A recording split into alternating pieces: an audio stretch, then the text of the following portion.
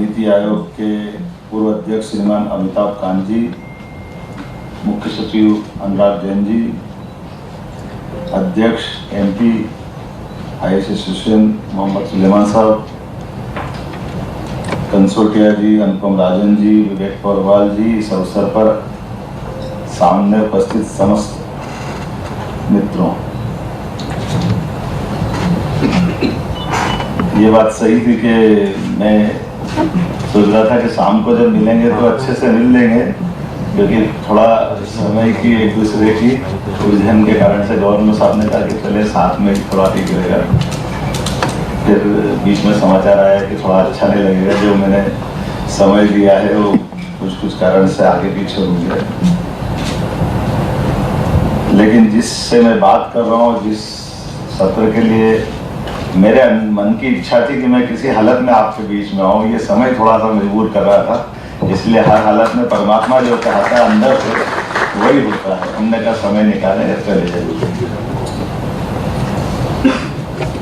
ये एक अलग प्रकार की आपकी सर्विस है, जिस सर्विस के माध्यम से आपने अपने जीवन में तो इसको अंगीकार किया है। लेकिन ये बात बिल्कुल सही है कि कर्म तो सब कोई करते हैं, लेकिन परमात्मा भाग्य देता है। आपने इस मार्ग पर चलते हुए न केवल कर्म किया बल्कि भाग्य भी पाया। मैं आपको दोनों तरह से बधाई देना चाहता हूँ। हमारे लिए ये एक अलग प्रकार की दुनिया है। यद्यपि इतने बड़े देश में, इतनी बड़ी आबादी में अगर IAS अधिकारियों की संख्या देखें तो वो संख्या नगण्य के बराबर है।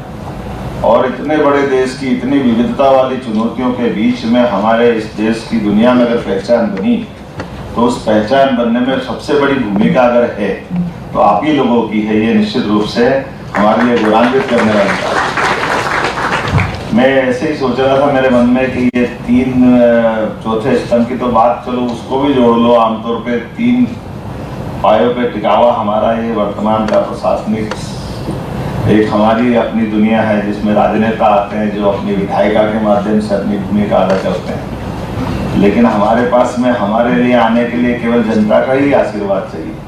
बीच में कोई मार्ग नहीं आता है जो हमारी कोई परीक्षा ले। हमारी परीक्षा जनता ही लेती है। दूसरी एक भूमिका है जुडिशली की, वो भी हम जानते हैं, लेकिन जुडिशली के लिए उनका भी सिस्टम बड़ा लगता है। काम है, कैमरे बहुत सारे, बड़ा मुश्किल है बोलना लेकिन वहाँ अपने वकालतनामे से ही काम चलता है। और उनका सिस्टम ऐसा कि जैसे बड़ी बड़ी कोर्ट पहुंचती जाएगी, उतनी तरीके से उनके एग्जाम से ज़्यादा उनकी अपनी भाग्य निष्ठा और बाकी व्यवस्था पे उनका अपना मार्ग तय हो जाता है कि उनकी उत्कृष्ट सेवाएं कोर्ट में, उनके अपने तरीके, उसमें मुकदमे के लड़ने के तरीके। तो जो वास्तव में बेचारे एग्जाम करके निकल के जाते हैं वो तो हाईकोर्ट ही 1-2 साल में बाहर आ जाते हैं। लेकिन बाकी जो जैसे जैसे ऊपर जाते हैं उस तरह की दुनिया में तो बड़ा मुश्किल है। लेकिन ये हमारे लिए सौभाग्य की बात है कि वो भी वहाँ से जहाँ से सिलेक्शन होता है, जुडिशली का भी होगा तो जुडिशली के भी फैसले सही अर्थों में जिस ढंग से वो परिभाषित करते हैं, सच्चे अर्थों में हमारे मन की भावनाओं के आधार पर भी आज न्यायालय ने भी अपनी दुनिया में पहचान बनाई इस लोकतंत्र को बनाए रखने के लिए। चाहे वो इलाहाबाद हाईकोर्ट का फैसला हो, जब उनने PM के खिलाफ फैसला दिया, ये भी बड़ी बात है, एक तरह से न्यायालय के लिए मील का पत्थर। उसी प्रकार से हमारे सेक्टर में भी बात करो तो यहाँ कैसा कैसा आश्चर्य मिलता है। जैसे पढ़ने लिखने की और इस तरह की बात करें तो वित्त मंत्री की बात आती है तो मनमोहन सिंह जी का नाम आता है, गवर्नर रहे, पता नहीं कितने प्रकार की डिग्रियां उनके पास रही, PM भी 10 साल तक रहे। लेकिन उनको ये मालूम नहीं कि जीरो बजट में भी जीरो अकाउंट में भी बैंक का अकाउंट खुल जाता है, पैसा कुछ नहीं और बैंक अकाउंट खुल जाए। ये तो चाय वाले को ही मालूम था। ये जो कितनी बड़ी बात, परमात्मा की दया से जो 50 साल तक कोई चुनाव नहीं लड़ते, लेकिन चुनाव लड़े पहला और सीधे CM बन जाए, CM से दूसरी बार CM, जितने चुनाव लड़े और जितने मेंबर ऑफ पार्लियामेंट के चुनाव लड़े। लेकिन इनके माध्यम से अगर केवल वो जो आपके दौर वाली बात करो तो ये अनुकूलता हो सकती है क्या? दोनों की अनुकूलता तो नहीं हो सकती। लेकिन मैं और इसमें केवल एक श्रीमद् भागवत का एक अच्छा दृष्टांत सुनाता हूँ, मेरे को बड़ा मजा आता है। एक बार अपने समझता हूँ कि शायद अपनी बिरादरी का ही कोई आदमी होगा जिसके दिमाग में चला होगा। ऐसे कहते हैं कि एक व्यक्ति के जीवन में सदैव सर्विस में आपको जब देखता हूँ तो मैं सच में आपके लिए मन में बहुत श्रद्धा आती है। कि सुबह से लेकर रात तक हमको लगता है कि हम काम करते हैं, लेकिन हम तो काम का ऑर्डर देके भूल जाते हैं। वो पूरे अमली जामा पहनाने के लिए जो ताकत लगाते हैं, जैसे अभी सत्र की बात करता हूँ, 8 विधेयक इतनी जल्दी आ जाए, 19 विभागों का समन्वय करके, ये कोई कम बड़ी बात नहीं। निर्णय करना सरल है, लेकिन निर्णय का एग्जीक्यूशन कराने के लिए जो आपने उसको कानूनी अमली जामा पहना देते हैं, वाकई गजब कर देते हैं। तो मैं उस घटना को सुनाता हूँ। एक व्यक्ति जीवन भर अपना कोई कारण से शरीर छूटा एक IAS अधिकारी का, और वो ऊपर गए चित्रगुप्त के पास हिसाब करने, तो उन्होंने कहा मेरे को किधर जाना, तो उनके अपने चित्रगुप्त के तरीके दूसरे थे, वो भक्ति भाव वाले थे। उन्होंने कहा भाई तुमने जीवन भर कर्मवाद पे तो करे, पर कर्मवाद से तुमने कई बार तुम्हारे हाथ से भी उल्टा पुल्टा काम हो गया, तो इधर नहीं जाना, तुमको दूसरी तरफ भी जाना है। तो उन्होंने कहा दो ही मार्ग है, या तो सुख के या दुख के। तो ये दुख में बोले अच्छा एक काम अच्छा करा है। बोले क्या अच्छा करा है? उन्होंने कोई ऐसा काम बताया जिस काम के आधार पर उसको 20 मिनट का सुख मिलना था। तो उन्होंने कहा ठीक है, 20 मिनट का सुख मिलना है, यानी 1 घड़ी का सुख मिलना तब 1 घड़ी का स्वर्ग लोक में जाना, बाकी समय तो उसका उल्टा ही बता दिया। तो उन्होंने कहा ठीक है, अच्छा इसमें बताओ मेरे को क्या। बोले आप ऐसा करो, इसमें मेरे को दोनों में से क्या चुनना है? बोला आप यहाँ आपकी इच्छा चलेगी, आप स्वर्ग में जाओ या नर्क में जाओ, आपके हाथ में। तो बोला अच्छा ठीक है। तो बोले मेरे को नर्क में जाना, तो मैं स्वर्ग में जाने का मार्ग तय करता हूँ। और उन्होंने स्वर्ग में जाने की बात करी। उन्होंने स्वर्ग में क्या मिलता है बताओ, मेरे पावर क्या है, मेरा अधिकार क्या है, सारा डिटेल जानकारी निकाली। तो यहाँ अभी तक स्वर्ग में इतने लोग आए, ऐसी बात करने वाला कोई नहीं आया कि ये अधिकार क्या है। लेकिन उन्होंने कहा ठीक है भैया, आपने कहा, तो उन्होंने कहा यहाँ तो जो मांगो वो मिलता है। बोले जो मांगो वो मिलता है? बोले पक्का? हाँ ठीक है। कितनी देर मिलेगा? बोले मिलेगा 20 मिनट, लेकिन आपको जो मांगो मिलेगा। तो उन्होंने कहा चल मेरे को कहाँ, यहाँ का राजा कौन है? तो बोले वो स्वर्ग का राजा तो इंद्र है। तो इंद्र के पास ले चलो। इंद्र के पास गए, 2 मिनट उसमें लग गए। उन्होंने कहा बताओ आप क्या, तुमको क्या चाहिए? बोले यार मुझे बताया गया कि जो मांगेगा सब मिलेगा। बोले हाँ सब मिलेगा। तो बोले मुझे इंद्रासन चाहिए। अब इंद्र का संकट ऐसा है कि इंद्रासन जैसे कोई मांगेगा उसको लगता है कि आसमान से गिरा दिया। उन्होंने कहा भैया ये नहीं हो सकता। तो बोले फिर तुम झूठ बोल रहे थे, तुमने कहा ना यहाँ जो मांगे मिलेगा, तो स्वर्गलोक में तो जो मांगे मिलेगा, तो मुझे दो, मुझे क्या दिक्कत। फिर धर्मराज ने समझाया कि इंद्र आप जरा इस बात को समझो कि स्वर्ग की परंपरा है, यहाँ जो मांगो मिलता है, इसलिए हमको देना चाहिए। तो उन्होंने कहा ठीक है साहब मैं दे देता हूँ, लेकिन ध्यान रखना तुमको उठाने की तुम्हारी जवाबदारी है, बेटे उठे नहीं उठे मेरे संकट नहीं होगा।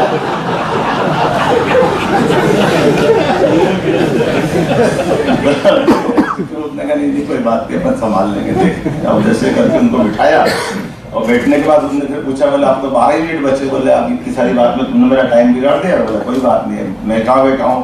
बोले आप इंद्र की कुर्सी पे बैठे। इसके क्या पावर है? सब पावर है, सब पावर है पक्का। बोले अच्छा ठीक है। तो मेरे से आपने कहा ना कि वहाँ मैं गया था, कुछ चूक गया काम करने में, तो मेरे कुछ आपने भाग्य में थोड़ा कम टाइम दे दिया। तो बोले अब यहाँ से बैठ के मैं क्या क्या कर सकता हूँ? बोले आप साहब जो इच्छा कर सकते हो। तो बोले पूरा स्वर्ग दान।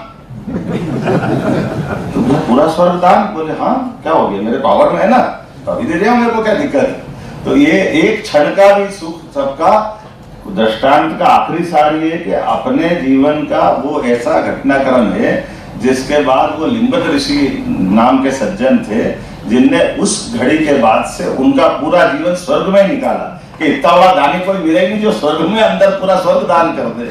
कहने का तात्पर्य कि आपके माध्यम से जो परमात्मा ने यश दिया, उस यश का सदुपयोग करने के लिए अगर सबसे अच्छी ताकत किसी के पास है, वो हमारे पास भी नहीं, वो आप ही के पास है। मैं आपको बधाई देना चाहूंगा, आपके माध्यम से कई लोगों के जीवन में बदलाव आता है, कई सारी व्यवस्था सुव्यवस्था में बदलती है, जिनके माध्यम से आपको भी सुख मिलता है। और परमात्मा ने ये एक तरह से माननीय मोदी जी के शब्दों में ये जो अपॉर्चुनिटी मिलती है, इस अपॉर्चुनिटी के साथ जो आपकी अपनी दक्षता के आधार पर जो फैसले होते हैं वो मिसाल कायम करते हैं। आज भी वर्षों तक बुद्ध साहब याद आते हैं, कोई कलेक्टर याद आते हैं, कमिश्नर याद आते हैं, चीफ सेक्रेटरी याद आते हैं, जिनने अपने अपने क्षेत्र में काम किया। हमारे सामने भी गोयल साहब बैठे हैं, ऐसे कई सारे मैं मान के चलता हूँ कि बहुत सारे प्रकार से ऐसे लोग हैं जिनको भी मैं आज याद करता हूँ तो मुझे ध्यान में आता है कि वाकई में ये हमारे अधिकारी रहे। मैं कई सारे घटनाक्रम की बात दोहरा सकता हूँ, लेकिन आज थोड़ी समय की कमी है। मैं उम्मीद करता हूँ आपके सबके माध्यम से यहाँ जो सेवानिवृत्ति के बाद में भी एक अच्छी बात है आपकी क्लब की कि वो जीवन भर क्लब के मेंबर रहते हैं। केवल एक ही झंझट है, चीफ सेक्रेटरी नहीं रह सकते, लेकिन चीफ सेक्रेटरी जब बाहर हो जाए तो अंदर आ जाते हैं। ये अच्छा सिस्टम। ऐसा पे हमारे यहाँ सिस्टम नहीं था, बड़ी मुश्किल है। मैं यहाँ रोते वहां रोगे, जाओगे रोमा रोते ही रोग, पता नहीं क्या चक्कर है। लेकिन जो भी है परमात्मा की दया से मेरी अपनी ओर से आप सबके प्रति शुभकामना। आज ये आपका जो विचार मंथन चलेगा, विचार मंथन नए दौर के नए मध्य प्रदेश के लिए लाभदायी रहेगा। आपके जीवन के अनुभव से भी मुझे बड़ा अच्छा लगता है कि मैं आप सबसे भी सीखने के लिए अलग से समय लूँगा। कोशिश करेंगे कि कोई ऐसा क्लब बने जिस क्लब के माध्यम से आपके आइडिया हमारे तक आ जाए, आपके विचारों के माध्यम से। आपके व्यक्तिगत जीवन में भी कोई कष्ट आए तो सरकार आपके साथ खड़ी है। ये थोड़ा मीडिया वाले भैया कहना ढंग से बोलना है, मैंने पता नहीं क्या बोल दिया है, तुम्हारी जब रिपोर्टिंग हो जाए तो। लेकिन कुल मिलाकर के हमने सबकी बेहतरी की बात की है। परमात्मा चाहेगा तो हम सब मिलकर के और बेहतर से बेहतर, ये परमात्मा की देन है कि हमारे पास आज का इतना अनुकूल समय है। पूरे विश्व के परिदृश्य में देखें, अपने आसपास के देशों से हालत देखें तो वाकई लगता है कि क्या दुनिया है। अभी थोड़े दिन पहले बांग्लादेश की हालत देखी हमने, और बांग्लादेश के अंदर भी बांग्लादेश के हाईकोर्ट की जजों की हालत देखी, जजों को छोड़ करके भागना पड़ रहा है। तो एक अपना इतना बड़ा देश है जिसका पूरी सिस्टम में आप सबकी दक्षता के कारण से और हमारी सेना और बाकी व्यवस्थाओं के कारण से आज हम दुनिया के बीच में आदर्श बन के खड़े हैं। ये दुनिया का लोकतंत्र का सबसे बड़ा एक दुनिया में हमारे लिए गौरव भी है, सम्मान भी है। एक बार फिर मैं आप सबका स्वागत करता हूँ, अभिनंदन, बहुत धन्यवाद। माननीय मुख्य सचिव महोदय को आमंत्रित करती हूँ कि वे माननीय मुख्यमंत्री जी को। को क्या दिक्कत है? तो ये एक क्षण का भी सुख सबका दृष्टांत का आखिरी सार ये कि अपने जीवन का वो ऐसा घटनाक्रम है जिसके बाद वो लिंगत ऋषि नाम के सज्जन थे जिनने उस घड़ी के बाद से उनका पूरा जीवन स्वर्ग में निकाला कि इतना बड़ा दानी कोई मिलेगी जो स्वर्ग में अंदर पूरा स्वर्ग दान कर दे। कहने का तात्पर्य कि आपके माध्यम से जो परमात्मा ने यश दिया उस यश का सदुपयोग करने के लिए अगर सबसे अच्छी ताकत किसी के पास है वो हमारे पास भी नहीं, वो आप ही के पास है। मैं आपको बधाई देना चाहूंगा। आपके माध्यम से कई लोगों के जीवन में बदलाव आता है, कई सारी व्यवस्था सुव्यवस्था में बदलती है जिनके माध्यम से आपको भी सुख मिलता है। और परमात्मा ने ये एक तरह से माननीय मोदी जी के शब्दों में ये जो अपॉर्चुनिटी मिलती है, इस अपॉर्चुनिटी के साथ जो आपकी अपनी दक्षता के आधार पर जो फैसले होते हैं तो मिसाल कायम करते हैं। आज भी वर्षों तक बुद्ध साहब याद आते हैं, कोई कलेक्टर याद आते हैं, कमिश्नर याद आते हैं, चीफ सेक्रेटरी याद आते हैं जिनने अपने अपने क्षेत्र में काम किया। हमारे सामने भी गोयल साहब बैठे हैं। ऐसे कई सारे मैं मान के चलता हूँ कि बहुत सारे प्रकार से ऐसे लोग हैं जिनको भी मैं आज याद करता हूँ तो मुझे ध्यान में आता है कि वाकई में ये हमारे अधिकारी रहे। मैं कई सारे घटनाक्रम की बात दोहरा सकता हूँ लेकिन आज थोड़ी समय की कमी है। मैं उम्मीद करता हूँ आपके सबके माध्यम से यहाँ जो सेवानिवृत्ति के बाद में भी एक अच्छी बात है आपकी क्लब की कि वो जीवन भर क्लब के मेंबर रहते हैं। केवल एक ही झंझट है, चीफ सेक्रेटरी नहीं रह सकते, लेकिन चीफ सेक्रेटरी जब बाहर हो जाए तो अंदर आ जाते हैं।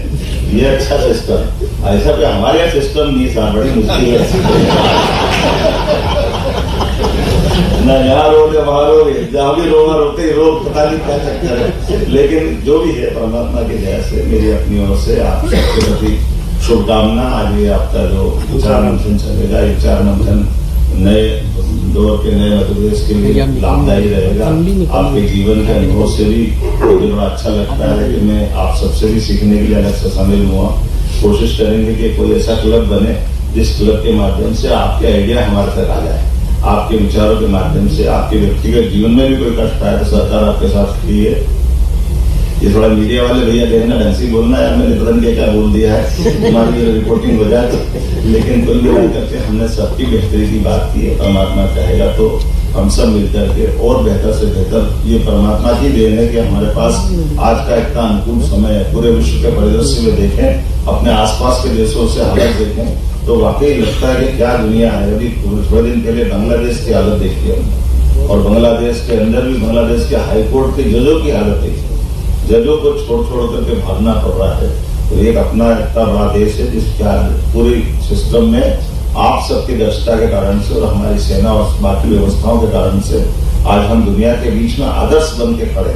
ये दुनिया का लोकतंत्र का सबसे बड़ा एक दुनिया में हमारे लिए गौरव भी है, सम्मान भी है। एक बार फिर मैं आप सबका स्वागत करता हूँ, अभिनंदन, बहुत धन्यवाद। और अब मैं माननीय मुख्य सचिव महोदय को आमंत्रित